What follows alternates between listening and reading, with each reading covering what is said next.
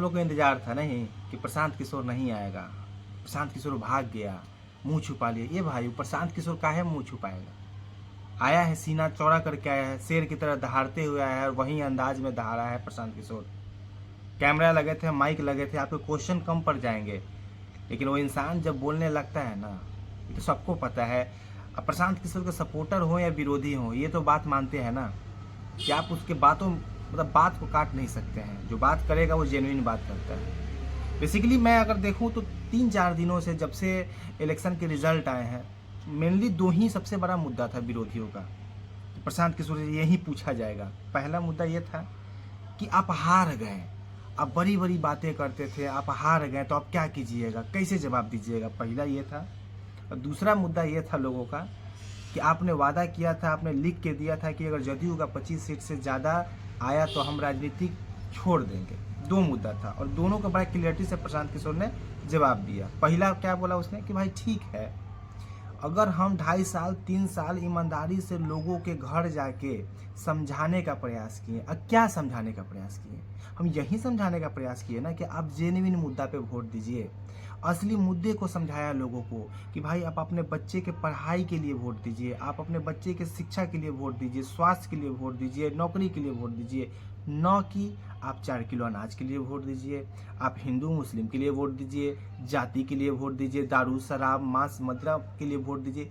हम अगर सही चीज़ समझाने गए, लोग नहीं समझे और उसके बाद वो अपना दिमाग लगा के किसी को वोट दे दिए, तो इसमें हम दोषी कहाँ हो गए?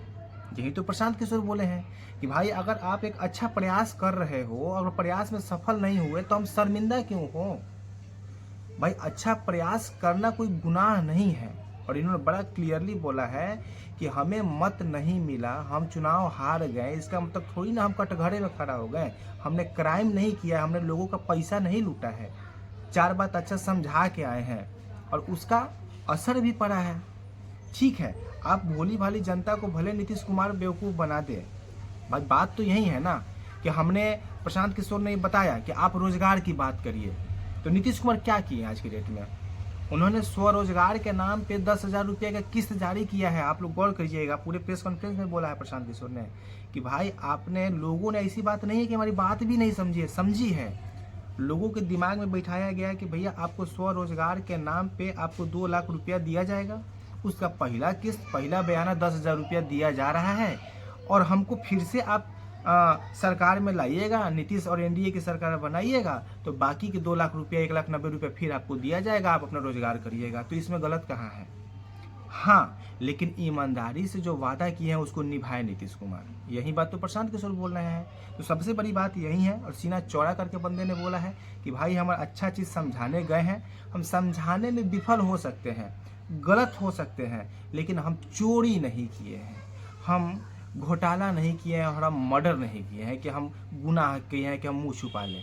पहला चीज़ क्लियर हो गया। रही बात अब दूसरा पे आते हैं कि जदयू का 25 सीट से ज़्यादा आएगा तो हम राजनीतिक संन्यास ले लेंगे।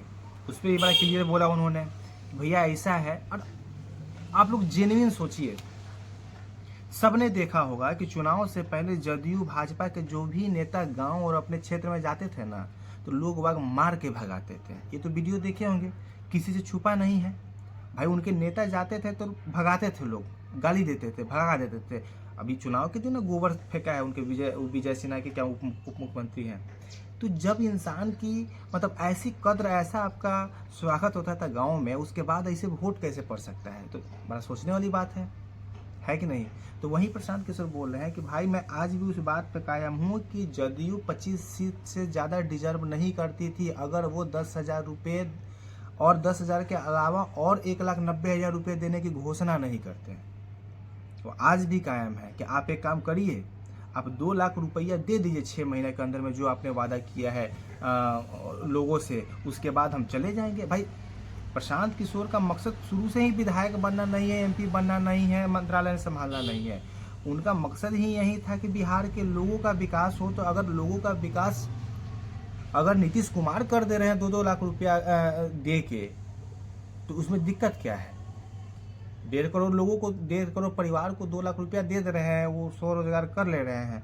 तो वैसे ही प्रशांत किशोर की जरूरत नहीं है, प्रशांत किशोर चले जाएंगे। और यही बात बोला उन्होंने कि भाई हम आज भी इस बात पे कायम हैं कि 25 सीट से ज़्यादा डिजर्व नहीं करते थे अगर ये 10,000 की घूस नहीं देते, अगर ये प्रलोभन नहीं देते कि हम स्वरोजगार के नाम पे आपको 2 लाख रुपया अगले 6 महीने में देंगे।